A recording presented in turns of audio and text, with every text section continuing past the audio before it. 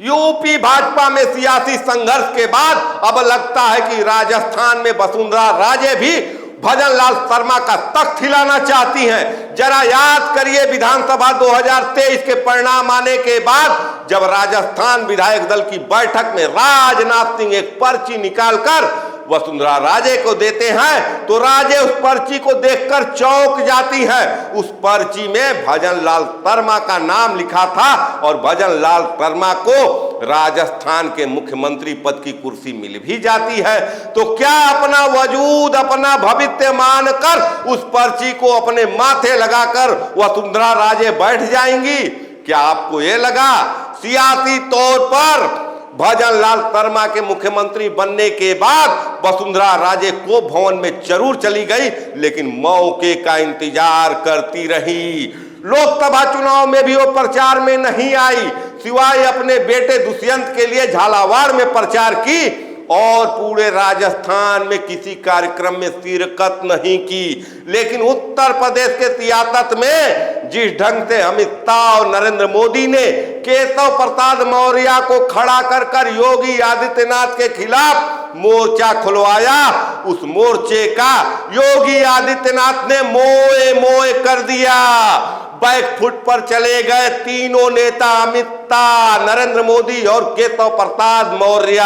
कहीं न कहीं वसुंधरा राजे को योगी आदित्यनाथ के इस तेवर से बल मिला, इसलिए लोकसभा चुनाव के परिणाम आने के बाद राजे भी सक्रिय हो गई हैं। भले ही वो अपने विधानसभा क्षेत्र झालरापाटन में घूम रही हैं, गली गली घूम रही हैं, घर घर घूम रही हैं, मोहल्ले मोहल्ले घूम रही हैं, यहां तक कि स्कूटर से भी घूम रही हैं, लेकिन भजन लाल शर्मा के कान खड़े हो गए हैं। हो सकता है कि नरेंद्र मोदी और अमित शाह को वसुंधरा राजे के इस सक्रियता का अंदाजा न हो, या हो सकता है कि अंदाजा भी हो और कहीं न कहीं वसुंधरा राजे के इस तेवर से मोदी और शाह के माथे पर बल भी पड़ रहा हो। लेकिन आज के तारीख में लोकसभा चुनाव में जो परिणाम राजस्थान ने दिया, जिस ढंग से नुकसान मिला, कांग्रेस ने नुकसान पहुंचाया भाजपा का, उससे कहीं न कहीं भारतीय जनता पार्टी का शीर्ष नेतृत्व भी चिंतित होगा। निश्चित रूप से विधानसभा चुनाव में न चाहते हुए भी अमित शाह और मोदी को वसुंधरा राजे के चेहरे को आगे करना पड़ा, जिससे विधानसभा चुनाव तो भारतीय जनता पार्टी जीत गई, लेकिन उसके बाद राजस्थान की राजनीति में राजे को हाशिए पर डाल दिया गया। लेकिन राजे वो नेता नहीं है जो कि हाशिए पर चली जाए, वो बेवजह कुछ नहीं करती, न बेसमय कुछ करती हैं। निश्चित रूप से राजे अपने समय का इंतजार कर रही थी और लोकसभा चुनाव परिणाम आने के बाद लगता है वो समय आ गया है जब राजे राजस्थान की सत्ता में कुछ बड़ा कर जाए।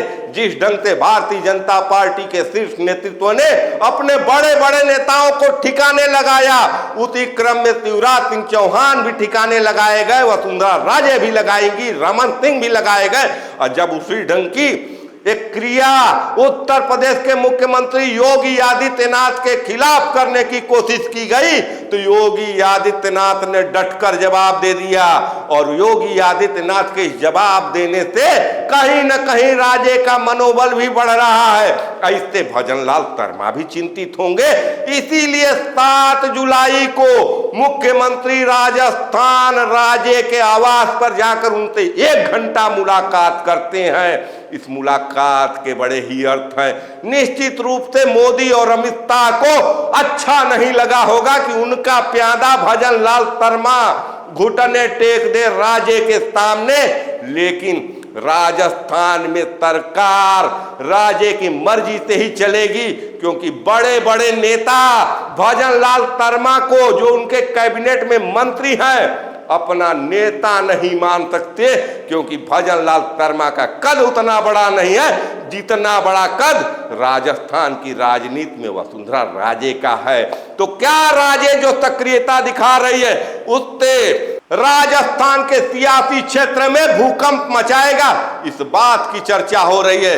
हाल फिलहाल उत्तर प्रदेश के मुख्यमंत्री योगी आदित्यनाथ ने शिवराज सिंह चौहान से भी मुलाकात की है, लेकिन शिवराज सिंह चौहान से योगी आदित्यनाथ का मुलाकात एक सरकारी कार्यक्रम था, क्योंकि शिवराज सिंह चौहान आज के तारीख में भारत सरकार के कृषि मंत्री हैं। लेकिन इसी ढंग के एक मंत्रालय की उम्मीद अपने बेटे दुष्यंत के लिए राजे के भी मन में रहा होगा, लेकिन मोदी और शाह ने इशारा दे दिया राजे को कि आपको वही मिलेगा जो अमित शाह और नरेंद्र मोदी के रहमो करम पर मिल सकता है। तो दुष्यंत चौटाला को एमपी की कुर्सी तो मिली, लेकिन मंत्रालय नहीं मिला। लेकिन कहीं न कहीं एक बड़ा खेल हो सकता है। आज के तारीख में कोई सवाल करे कि क्या राजस्थान में राजे बगावत कर सकती हैं, तो इसका एक लाइन में जवाब है कि कभी नहीं करेंगी राजे। लेकिन राजे वो नेता है राजस्थान में जो मोदी और शाह को घुटने पर ला सकती हैं। हो सकता है कि बगावत ना करे, लेकिन मुख्यमंत्री बदलवा दे। इसलिए भजनलाल शर्मा के सियासी कुर्सी पर खतरा मंडरा रहा है। किसी अपने आदमी को मुख्यमंत्री पद की कुर्सी पर राजे बैठवा दे जिन पर उनको पूरा विश्वास हो। लेकिन जिस ढंग से 240 सीटों पर सिमट कर रह गई 2004 लोकसभा चुनाव में भारतीय जनता पार्टी, अब कहीं न कहीं नरेंद्र मोदी और अमित शाह को न केवल सहयोगी पार्टियों को मैनेज करना होगा, वरन भारतीय जनता पार्टी के अंदर भी जो एक बुलबुला बगावत का उठ रहा है, उस बुलबुले से भी निपटना होगा। राज्य दर राज्य उनको परेशानियों का सामना करना पड़ेगा।